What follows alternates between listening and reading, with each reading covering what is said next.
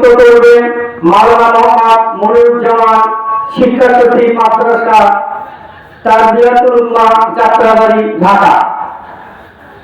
প্রধান অতিথি হিসেবে এই সভা সম্মেলনকে অলঙ্কৃত করবেন জনাব মোহাম্মদ শামীম কায়সার লিখন, এমপি, মাননীয় জাতীয় সংসদ সদস্য, 32 গাইবান্ধা 4 গোবিন্দগঞ্জ। প্রধান মেহমান জনাব মোহাম্মদ ফারুক আহমেদ, আহ্বায়ক, গোবিন্দগঞ্জ উপজেলা বিএনপি। বিশেষ মেহমান জনাব মোহাম্মদ রবিউল কবির মুলুক, সভাপতি, গোবিন্দগঞ্জ পৌর বিএনপি। এবং বিশিষ্ট ইসলামী চিন্তাবিদ ও মুফাসসিরে কোরআন আলোচক বৃন্দ আবু সুহাইব মোহাম্মদ সোহেল সরদার, প্রিন্সিপাল, মাদ্রাসাতুল তাকওয়া আর সালাফিয়া, নারায়ণগঞ্জ, ঢাকা। মোহাম্মদ জুবাইর শাহী, দারুল হাদিস, এমএ, কামিল বিওয়াস, এমএ, মাস্টার্স, গাইবান্ধা, হাফেজ মাওলানা আব্দুল মান্নান সালাফি, বগুড়া, হাফেজ আব্দুল মজিদ, সভাপতি, জমায়েতে উলামায়ে আহলে হাদিস, গাবতলী উপজেলা, বগুড়া। সম্মানিত এলাকাবাসী, বেশ কয়েকজন আলোচককে আমন্ত্রণ জানানো হয়েছে। আপনারা যেহেতু আবহাওয়া আমাদের বেশিরভাগ অনুকূলে নেই, তাই আপনারা অতি তাড়াতাড়ি, যত তাড়াতাড়ি চলে আসবেন। বেশ কয়েকজন অত্যন্ত বিজ্ঞ আলোচকদেরকে এখানে আমন্ত্রণ জানানো হয়েছে। আপনাদেরকে প্রাণ ধরে পরামর্শ হাদিস থেকে আলোচনা শোনা হবে ইনশাআল্লাহ। আপনাদের উপর নির্ভর করতেছে এই সভাটিকে সফল হবে কি হবে না। তাই আমি আমার উদ্যোগকে আহ্বান করব, মাদ্রাসাতুল নূর আল ইসলামিয়া এর উদ্যোগে প্রথম বার্ষিকী, এই প্রথম বার্ষিকী সভাটি যেন সাফল্যের মুখ থেকে আপনারা তাড়াতাড়ি সব কাজ সেরে, আত্মীয়তা সেরে আপনারা তাড়াতাড়ি সভা মঞ্চে চলে আসুন। আপনারা আসলে আমাদের হ্যান্ডেলে প্রচারিত আলোচিত উঠিয়ে দেব ইনশাআল্লাহ। আমার বন্ধুগণ, তার আগ দিয়ে আমি কিছু কথা বলতে চাই, যে সেই কথাটি হলো আমার বিষয়ভিত্তিক কথা হলো ইখলাস। আল্লাহ রাব্বুল আলামিন ইখলাস সমস্ত কাজের আগে, সমস্ত কর্মের আগে, সবকিছুর আগে আমরা যে কোনো কাজ যদি ইখলাসের সঙ্গে, ইখলাস নিয়ে যদি না শুরু করি, সেই কাজ সাকসেসফুল হলেও আল্লাহর দরবারে কবুল হবে না। এর নাম হচ্ছে ইখলাস। আমার আলোচনা শুরুর পূর্বে আরেকটি আমি জরুরি কথা বলতে চাই, সেটি হলো এই 21 তারিখে গত শনিবারে আমাদের একটি বিরাট ঈদ উল ফিতর উদযাপন হয়ে গেল। এক মাস সিয়াম সাধনার পর কষ্ট করে এই ঈদকে আমরা উদযাপন করলাম। এই ঈদ আল্লাহ রাব্বুল আলামিন এবং তার রাসূল সাল্লাল্লাহু আলাইহি ওয়াসাল্লাম, এই যে ঈদটা যে আমাদের আল্লাহ রাসূল সাল্লাল্লাহু আলাইহি ওয়াসাল্লাম ওই সাহাবীদেরকে নিয়ে তিনি যাচ্ছিলেন মদিনার কোন এক পথ দিয়ে, কতিপয় ইহুদিকে দেখলেন তারা এমন উৎসব পালন করছে, সেই উৎসবে বেহায়াপনা এবং নাচ গান এবং অশ্লীলতা, মদ ফেলছিলেন, যা এমন কিছু নেই, খারাপ কাজ এই উৎসবগুলোতে তারা করছে না। আল্লাহ রাসূল সাল্লাল্লাহু আলাইহি ওয়াসাল্লাম সাহাবীদেরকে বললেন, দেখো তো এরা কি করে। আল্লাহর নবীর সাহাবীরা এই ইনফরমেশন নিয়ে এলেন, তথ্য নিয়ে এলেন, নিয়ে এসে বললেন, ইয়া রাসূলুল্লাহ সাল্লাল্লাহু আলাইহি ওয়াসাল্লাম, পূর্বকার কোন ঐতিহাসিক ঘটনার পরিপ্রেক্ষিতে তারা এই সমস্ত উদযাপন করছে। আল্লাহ রাসূল সাল্লাল্লাহু আলাইহি ওয়াসাল্লাম বললেন, আজ থেকে মুসলিমদের জন্য এই সমস্ত বেহাপনা, এই সমস্ত যেখানে আল্লাহর কোন সমর্থন নেই, আমি নবী মুহাম্মদের সমর্থন নেই, এই সমস্ত কর্মকাণ্ডগুলো আমি বাতিল ঘোষণা করলাম এবং সারা বিশ্বের মুসলমানদের জন্য আমি দুটো উৎসব জায়েজ করে দিলাম। দুটো উৎসব তারা পালন করবে, একটা হলো ঈদুল ফিতর আর একটা হলো ঈদুল আযহা। আর ঈদুল আযহা, এই যে ঈদুল ফিতর আমরা উদযাপন করলাম, এখন বলুন, এই ঈদটা কি এসেছিল শুধু আনন্দের জন্য, ফুর্তির জন্য? না, এই ঈদটাও একটা ইবাদতের জন্য এসেছিল। এই ঈদটাও একটা ইবাদত। কিভাবে পালন করে আমরা ইবাদতের মতো গণ্য হব?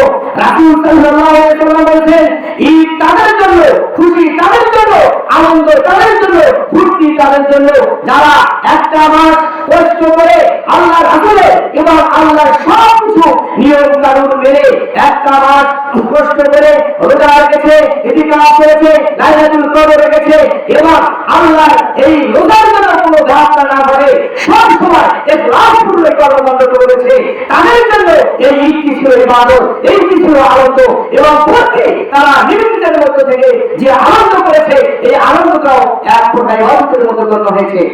কিন্তু আমাদের মাঝে হয়ে গেছে বিপরীত। দেখা যায় যারা এই রোজা পালন করেনি, ইখলাস নিয়ে রোজা পালন করেনি, যারা এই রোজার মধ্যে মদের সঙ্গে জড়িত ছিল, ইয়াবার সঙ্গে জড়িত ছিল এবং শয়তান লজ্জাহীন, তারা লজ্জা ছিল না, যারা এই রোজা মাসে লুকিয়ে লুকিয়ে পান দিয়েছে এবং খাদ্য পান করেছে, তারা এই ঈদের মৌসুমে এলে দেখা যায় হাজার হাজার লক্ষ টাকার পোশাক করে এরাই ঈদ উদযাপন করার জন্য আগে উঠে পড়ে, তারাই মনে হয় এই ঈদ।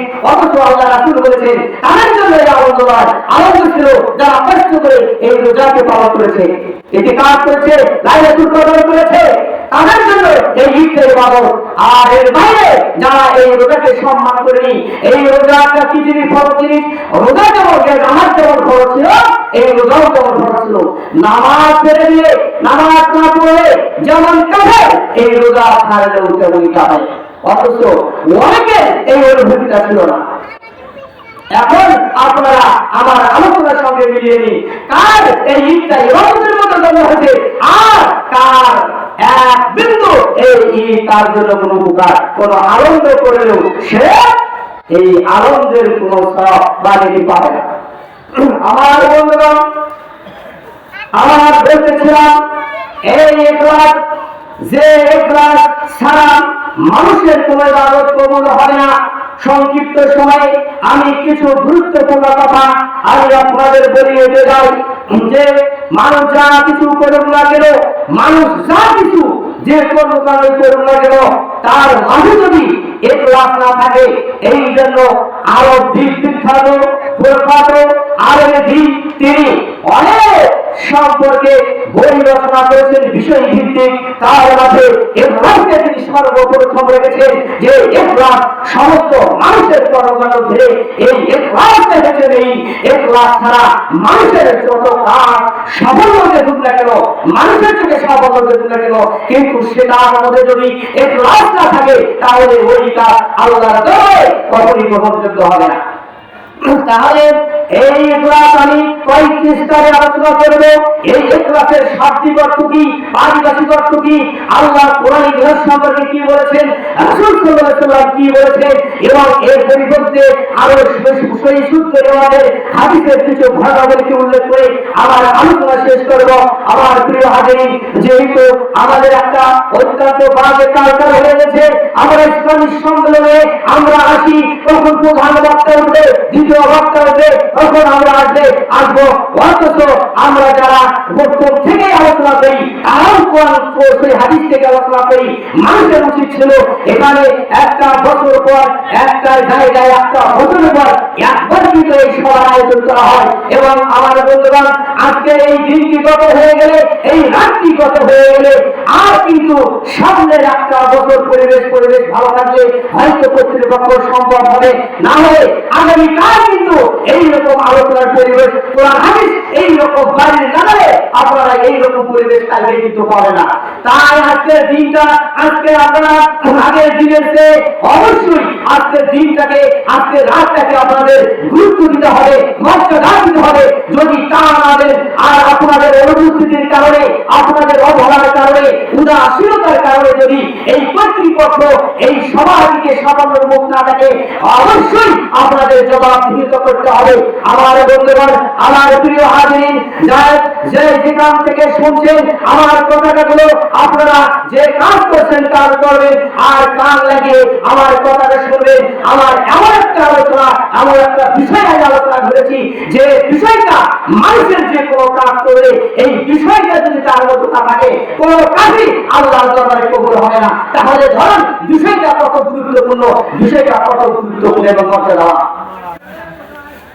আমার প্রিয় হাজির, তাহলে এই ইখলাস শব্দটি হচ্ছে আরবি ইখলাসা ক্রিয়া, কাজ এই থেকে গঠিত হয়েছে। এর বর্তমান ভবিষ্যৎ কালের ক্রিয়াবাচক শব্দ ইখলিসু মাসদার ক্রিয়ামত, যা হচ্ছে ইখলাসান, অর্থাৎ কোন জিনিস পরিশুদ্ধ অন্য কেউ কিছুর সাথে তাকে মিশ্রিত বা মিশানো। যেমন একটা জায়গায় আল্লাহ রাব্বুল আলামিন বলেছেন, আমি তোমাদেরকে গবাদি পশু তোমরা ঘাস খড়কুটো খাওয়াও, কিন্তু আমি আল্লাহ রাব্বুল আলামিন এই খড়কুটোটাকে বিশুদ্ধতম এমন একটা পদ্ধতি গ্রহণ করে আমি বিশুদ্ধ তোমাদের দুধ দান করি। আমরা খাই ঘাস, আমরা খাই খড়কুটো, আমরা খাই পুরা ভুসি পানি, কিন্তু আল্লাহ রাব্বুল আলামিন এমন একটা ছাগলের ব্যবস্থা করে, এমন একটা যন্ত্র ওখানে সেট করে দিলেন, এইগুলোর থেকে পরিশুদ্ধ ভাবে এমন একটা বিশুদ্ধ ছাগলের মাধ্যমে আমাদের পুষ্টিকর খাবার, আদর্শ খাবার দুধ আল্লাহ রাব্বুল আলামিন দিবে। এটাই হলো ইখলাস। যেমন এই দুধের মধ্যে খড় কুটোর মিশ্রণ কিন্তু নেই, অথচ ওখান থেকে সাহায্য করে আমরা দুধ পাই। এটাই হলো ইখলাস। আল্লাহ ইবাদত করব, এই ইবাদতের মধ্যে একেবারে আমাদের কোন অন্য কারো মানসিকতা বা রিয়া এক বিন্দু পরিমাণ মনের মধ্যে আসা যাবে না। এটাই হলো ইখলাস।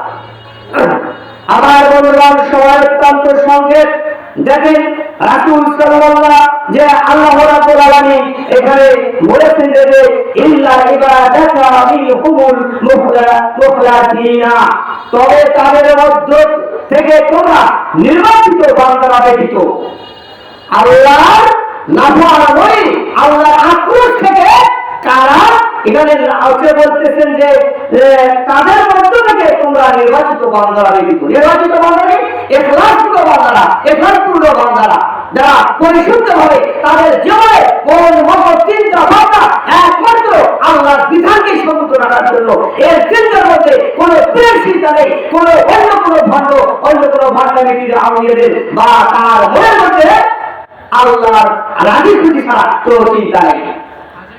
আমার বন্ধুগণ, এবার পারিভাষিক শব্দ দেখেন, ইবনুল কাইয়িম রাহমাতুল্লাহ আলাইহি বলেছেন, স্বেচ্ছায় একমাত্র আল্লাহর উদ্দেশ্যে ইবাদত নিবেদনকে ইখলাস করে।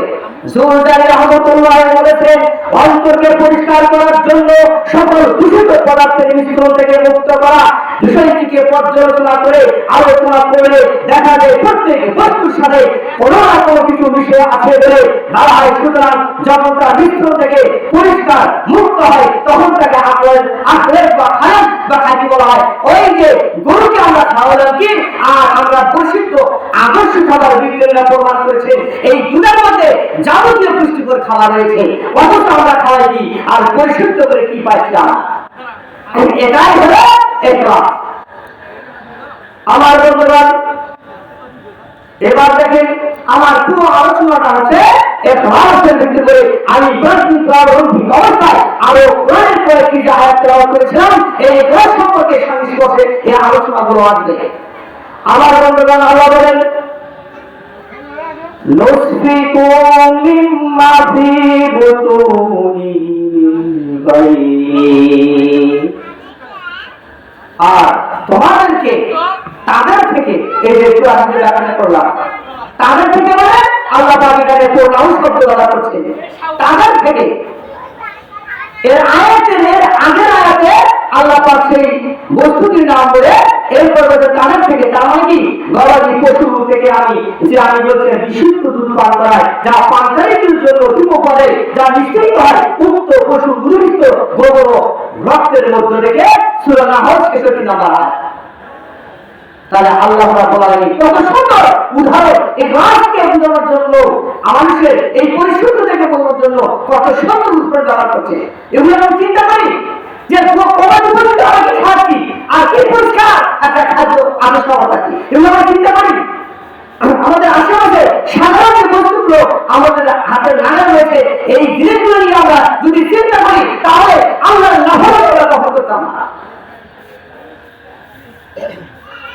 বন্ধুগণ, এইবার দেখেন ইখলাস সম্পর্কে আল্লাহ রাব্বুল আলামিন বায়ানার 5 নাম্বার আয়াতে আল্লাহ বলেন, ওয়া মা উমিরু ইল্লা লিয়াবুদুল্লাহ মুখলিসিনা লাহুদ্দিনা হুনাফা।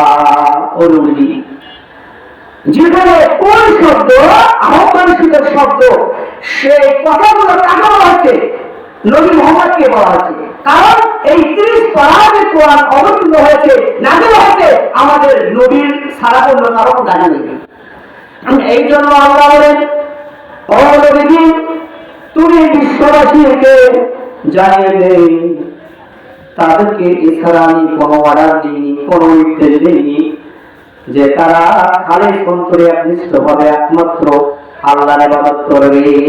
বলছে আমি তাদেরকে অন্য কোনো আদেশ দেইনি, একমাত্র আমি আল্লাহর ইবাদত করবে, অন্য কোনো আদেশ আমি দেইনি। আমার বন্ধুগণ, আজকে আমরা অনেক ভালো কাজ করি, আমরা সমাজের লোকের জানে এই ব্যক্তিটি ভালো কাজের সঙ্গে জড়িত আছে, সে নিজেও জানে, কিন্তু আমার বন্ধুগণ ইখলাস সম্পর্কে পরিষ্কার ধারণা না থাকার কারণে ওই মানুষ ভাবে ভালো কাজ, শুধু ইখলাসের অভাবে ওই কাজটা আল্লাহর নিকটে অ্যাকসেপ্টেবল হয় না। এই জন্য এই ইখলাস শিক্ষা অর্জন করে আগে কাজে মনোনিবেশ করা। আমার বন্ধুগণ, এইবার দেখেন সূরা জুমার 14 নম্বর আয়াতে বলছেন, আমি শুধু একটা শব্দ, আমার আলোচনার শিরোনাম হলো একটা শব্দ ইখলাস। এই একটা শব্দ বোঝাতে গিয়ে কত কত আল্লাহ পাক কোরআনে বলেছেন। আমার বন্ধুগণ, এই যে ইসলামী সম্মেলনের ব্যবস্থা করা হয়েছে, আজকে মানুষ যদি ক্লাস ঠিক না করে এই আলোচনা সম্মেলনকে যদি মূল্যায়ন না করে, তাহলে আজকে এই ইখলাসের অভাবে এই সভা সাফল্য মণ্ডিত না হয়। খোদার কসম করে বলি, আল্লাহ পাক সবাইকে জবাবদিহির আওতায় নিয়ে আসবে। এত সুন্দর এলাকার এই এক থেকে 2 মাইলের মধ্যে যত মানুষ আছি আমরা, এই মানুষগুলো যদি এই সভা সম্মেলনে আসি, তার কিন্তু এই সভাটা সফল হবে, এটা দিচ্ছি। 1 মাইলের ভিতরে যারা আছি তারাও যদি আসি, তারাও কিন্তু এই সভাটা সফল করতে হবে। অথচ মানুষ দেখেন, একটা মানুষও এখানে বসা নেই। তাহলে মানুষের ইখলাস আছে? আসলে এটা শিক্ষারে ইখলাস কি জিনিস, এই জিনিসটা আমাদের ভিতরে নাই। আল্লাহ বলেন, ও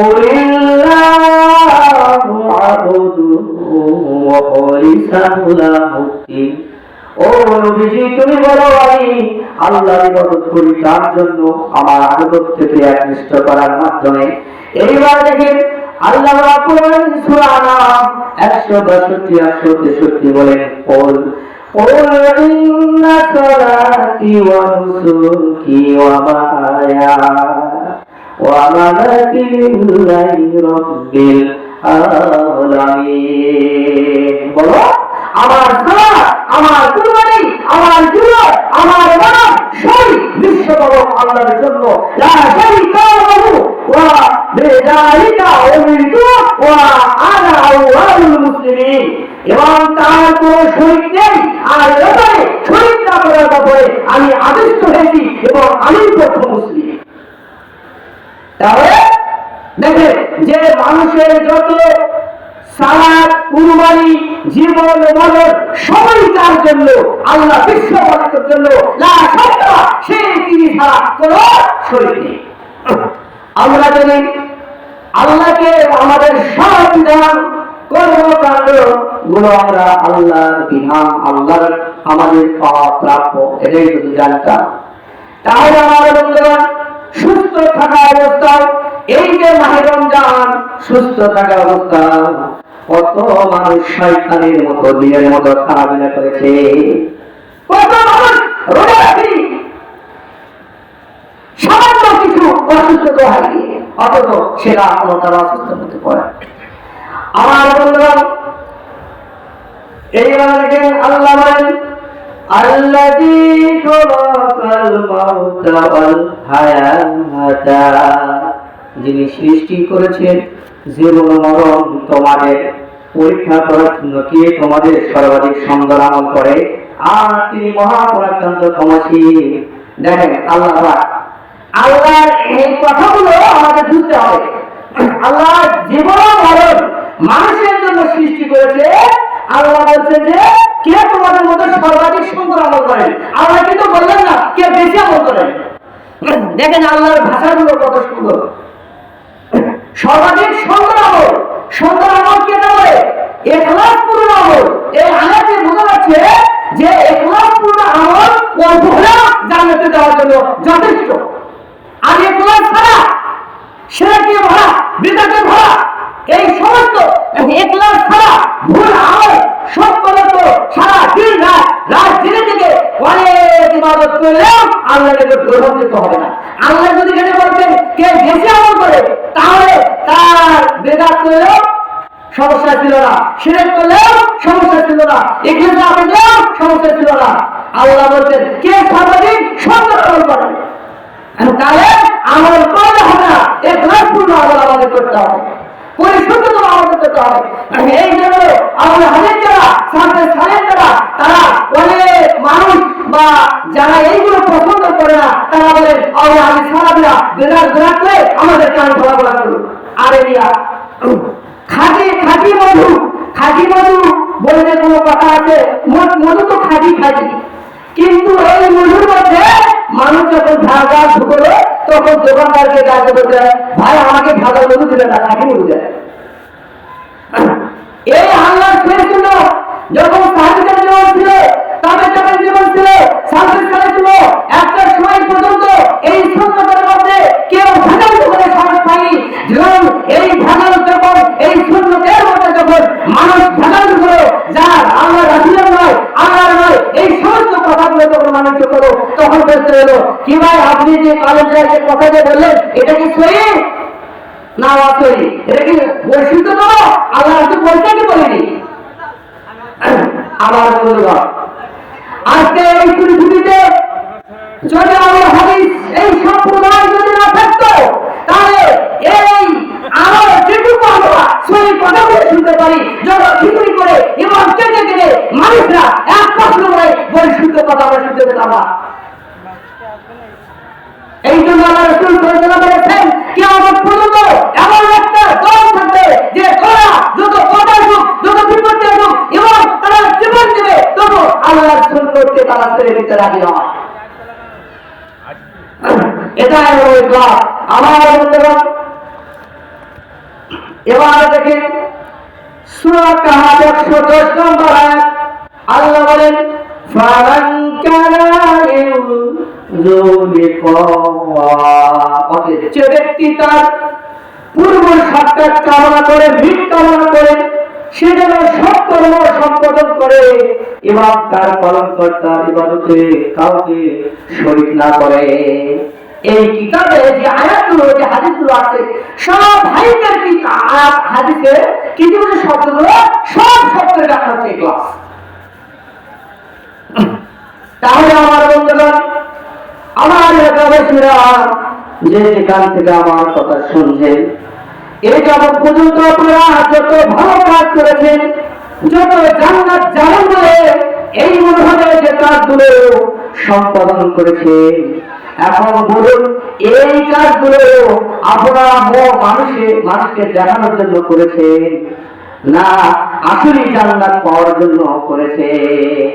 আপনার মনোভাবের মধ্যে কোন ভেজাল আছে কিনা? যদি ভেজাল থাকে, আজ থেকে পরিশুদ্ধ করে নিয়ে পূর্ণ ইখলাস করে কাজ করে এই বার্তাটি আপনারা জীবনগুলোকে পরিচালিত করবে, তাহলে আমরা আল্লাহর নিকট মুক্তি পাবে, না হলে কিন্তু কোনো মুক্তি পাবে না।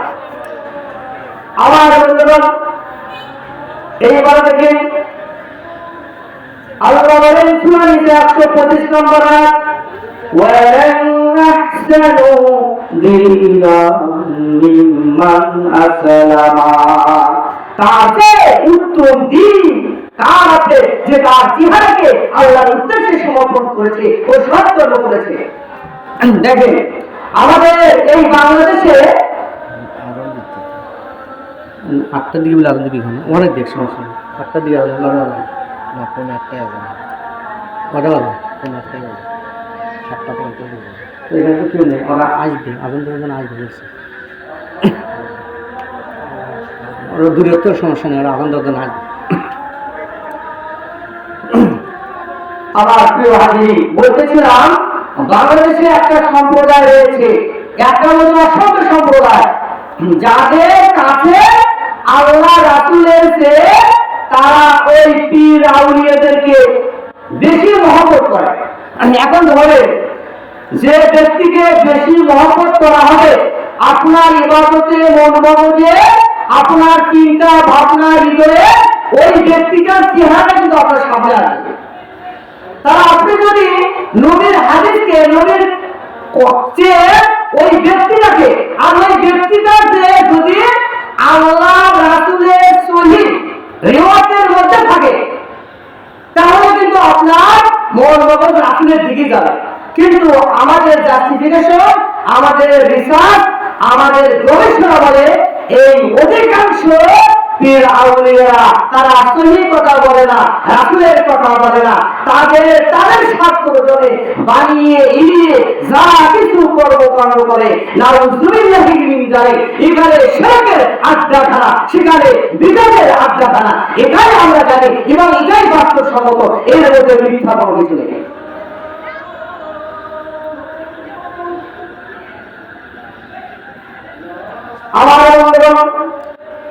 আমার আলোচনা ছিল ইখলাস, তাই তো কবি বলেছে ইখলাস পূর্ণ জীবন করো, ইখলাস পূর্ণ জীবন করো ওই মুসলমান, পরকালে কবরতে পাবে তুমি সম্মান। ইখলাস পূর্ণ জীবন করো ওই মুসলমান, পরকালে কবরতে আজান হচ্ছে পাবে তুমি সম্মান। কর্তৃপক্ষ কয়ে গেছে আজান দিবি নাকি? আজান দেন, মাগরিব আজান হয়েছে, ইশারার জন্য দেন আজান। এখানে লোক কয়েছে আজান দেয় কি?